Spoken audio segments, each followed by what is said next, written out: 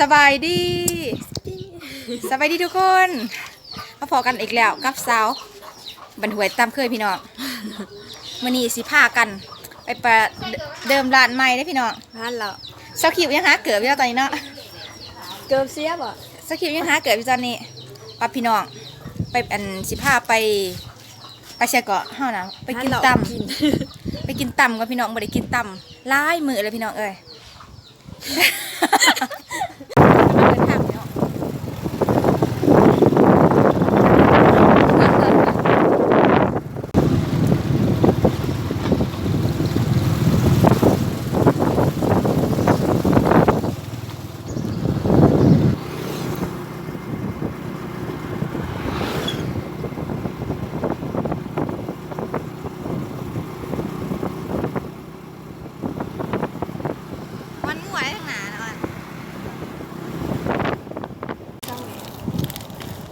มาหอดแล้วมีตามให้แน่เอื่อยขาตำปูมาเลือดจังหันนี่เมื่อมีตามให้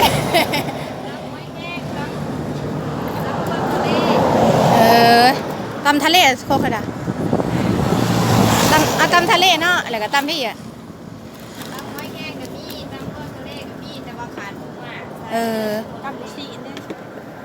ตำทะเลตำทะเลตำให้แน่ตำทะเลตำมีเนาะซ้องก่อนถามมันบ่พอจากอันนี้เหลืองห่านเปิดไม้ยังทันละมาลอกนั่นเนี่ยยังมาทันละเคยมาอันเนี้ยคล้ายสั้นซาคล้ายมุกนั่นบ่จอเขาได้เอื่อยนี่นะชาเขียวโกโก้คาราเมลของเขาเอาชาเขียวนะพี่ยังชาเขียวแล้วก็โกบอ่ะชาเขียว2เนาะโกโก้นึงตอนนี้ก็หอยนะพี่น้องนี่ก็สิเป็นแบบมีน้องซาอันเดมีน้องซาเขาจะประเภทก็ครัวพี่น้องให้ไตไปนะหันไตไปสะพานฟังนั้นเนาะอันนี้ก็สิมีก็สิมีบอลกินมีบอลนางกินแบบนี้เป็นกระพุ้ยเดมีบอลกินทางนี้เดตบแต่งแบบว่าเอากระพุ้ยมาทาสีนี่พี่น้องตัดกระพุ้ยมานี่กระพุ้ยแม่นบอกกระพุ้ยหรือทางน้ำมันกระพุ้ยนะพี่น้องมีบอลนางก็สิเป็นแบบเป็นเสื้อเป็นผู้อีหยังปูนะไปย่างมึงเนี่ยเศร้าอ่อนตกใจคิดว่าคนละลีโมเมนหุ่นได้น่ะมึงถ่ายหูกับผู้บ่าวด้วยอันเล่จะแหลกกอดผู้บ่าวเดี๋ยววันยางไปก็สิเป็นแบบนี้เนาะพี่น้องทางยางแบบเป็นครัวสะพานไม้ไผ่เห็นดิสะพานไม้ไผ่ผู้บ่าวมี2 คนในเผาสะพานอยู่นะ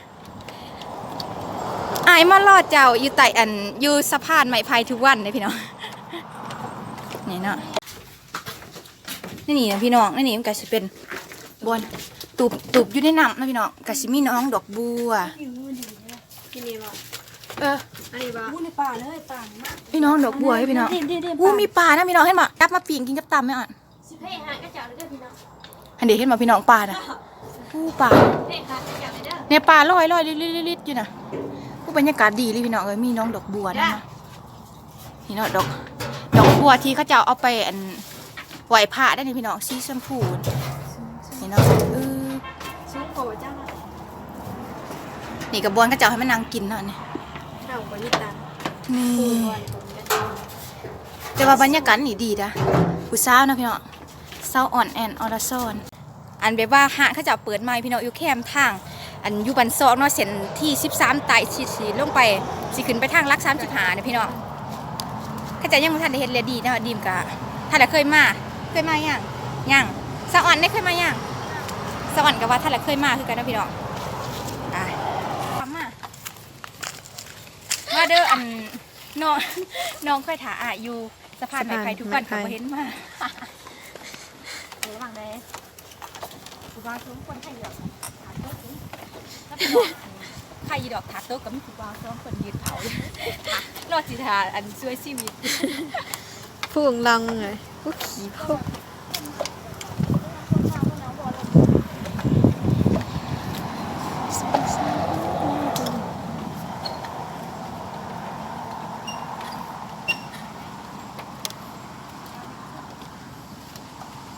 บอกมือนะ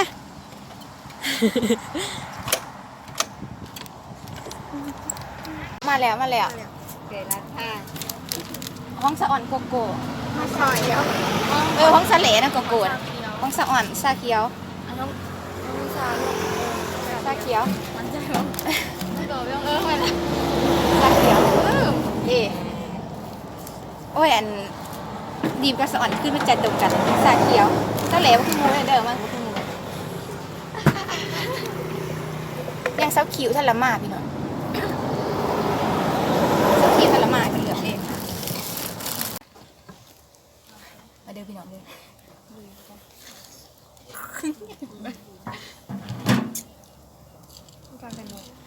ยังถาต่ำอยู่ตอนนี้กินน้ำเมื่อก่อนเลย20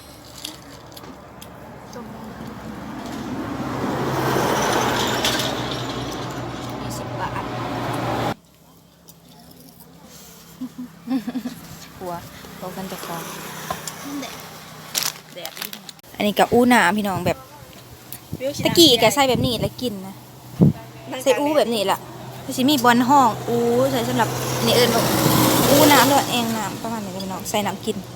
เดี๋ยวดิมเปิดเข้าไปมีน้ำนี่นะ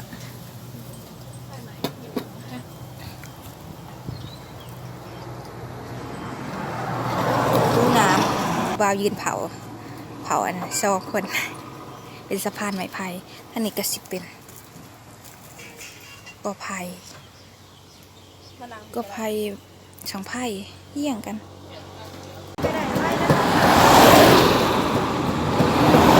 รถได้หรอบรรยากาศแคมทางดีเนาะรถเที่ยวตลอดอันนี้ก็รถขึ้นปักซอง หวานได้หนึ่งเราไปบ้าน ฮะนะยี่เป็นห่วยใกล้ๆกันเลยแน่นอนว่ายี่บอกว่าคือว้าวคืออันทั้งไตโบว่าเขาพานมาแต่มาบริเวณเด้บริเวณเพราะว่าเขาจะสั่งทำง่ายๆเด็กยังหลวงอยู่ ตำกันเลยห้องเขายังหลวงเนี่ยห้องเขาตำยาเว้ยว่าเป็นยังเด้อ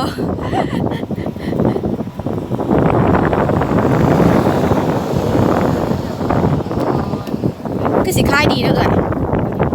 เพราะว่าแบบบรรยากาศมันดียามสงกรานต์แห่งสีได้คล้ายดีจังน้อยแห่งสิบยันบ่ขาดซ้ายอยู่แต่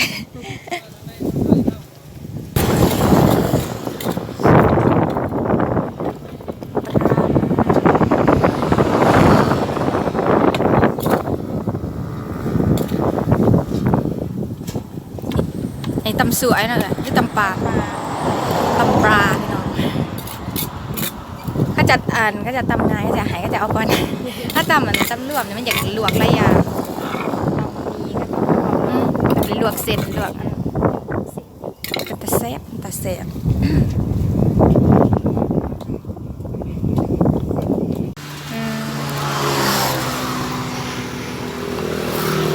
ตำมีพี่น้องตำมีตำมาม่าหน้าตาจะเป็นประมาณนี้นะมาเด้อพี่น้องมากินเด้อบันนี้เด้อกินแล้วเศร้ากินมาหนังอ่ะ มาชิมแต่ข้ามแรกเลยอ่ะ ไม่ได้เอ้าก็คนบอกว่าไม่เชื่อตัวเองอันเพิ่นสั่งเองยิ้มมากินก่อนเลือดพี่น้องเศร้าคิวนะเพิ่นสิไปเอาเครื่องเป็นว่าสิมาลังไปมากกวันทะละมาบุษันกินมื้อป้าย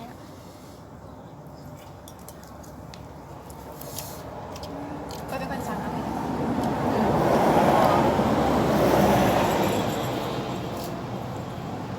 มาเดินมาสู่สุขคนทีมงานใส่ทีมทุกอย่างรีว่างหนา หวานเลยมาแต่น้ำเราจีบบอกพวกเขาสุดยอด เป็นจ้ะสั่งเองต้องตัวเองเป็นคนสั่งเองมาเพชรเตะไก่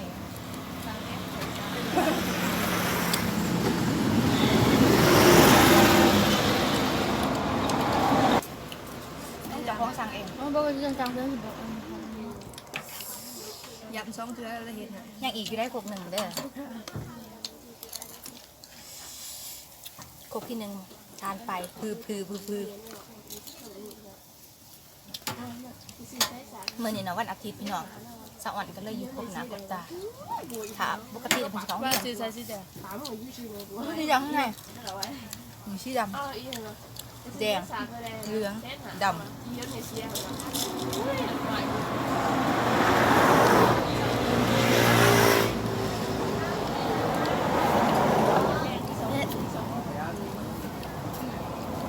เยอะกินสร้างทั้งหลายอย่างพอ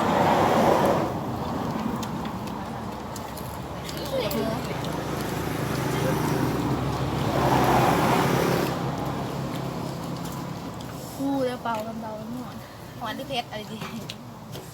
เขียวหมูพี่น้องคือพี่น้อง FC เลย กินโซ่ด้วย รายการสามสาวผ่ากิน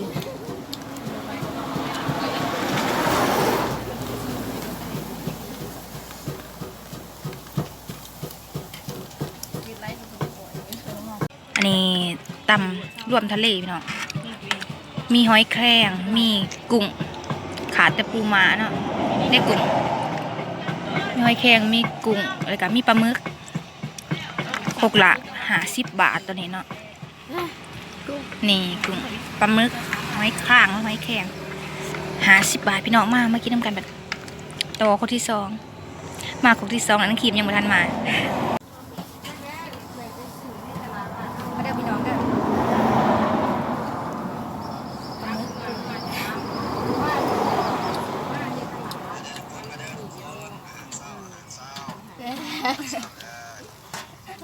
จ้า คือเราเละ อันนี้ห้อยไม่ขาดเลย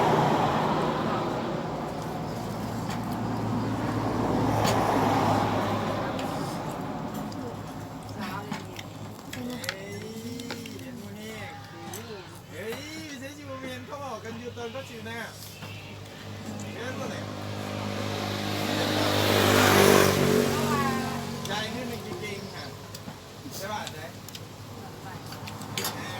เอ๊ะตัวมันก็ไม่ได้เดียวกัน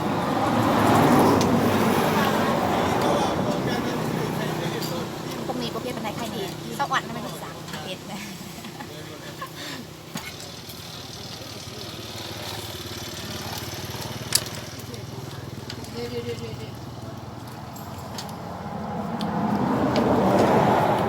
ใช่หรอสักวันนะแนมกินบุปผาที่2 คนเสื้อยืดเลย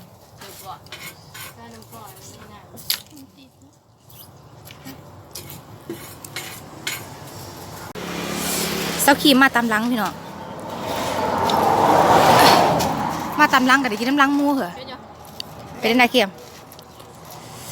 เป็นอะไรเพชรโอ้ยแต่ละเทือคืออย่างว่าใส่50 หมาก็ยังกินได้ เป็นมือกล่องให้ผู้สาวกันมาเลยเซาครีมเซาเหล่เซาอ่อนเซาครีมมาหลังถ่ายหมูเอาอีกบ่เค็มบ่ยอมเอาเลยพี่น้องโอ้ดี เป็นไงโอ้ยอันตำมียังเพชรกูนี่ตำมียังเพชรกูนี่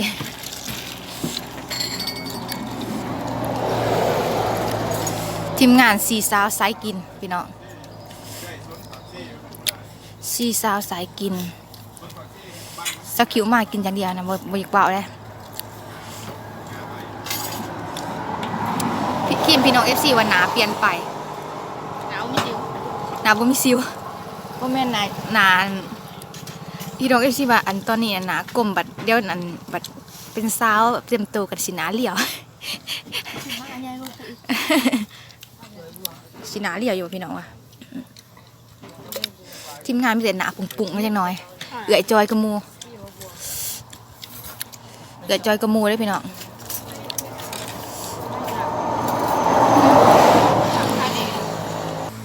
พี่น้องเนี่ยเพิ่นมาแต่เอาเครื่องอะเอาไปเอากระเทียมมาขายนะ จะเป็นเพียงหลอด จ้ะ แนวดีเพียงหลอด แนวร่อนผมเลยพี่น้องเป็นแม่ค้าได้พี่น้องอนาคตเป็นแม่ค้าหน่อย น้อยละ หาร้อยกีบ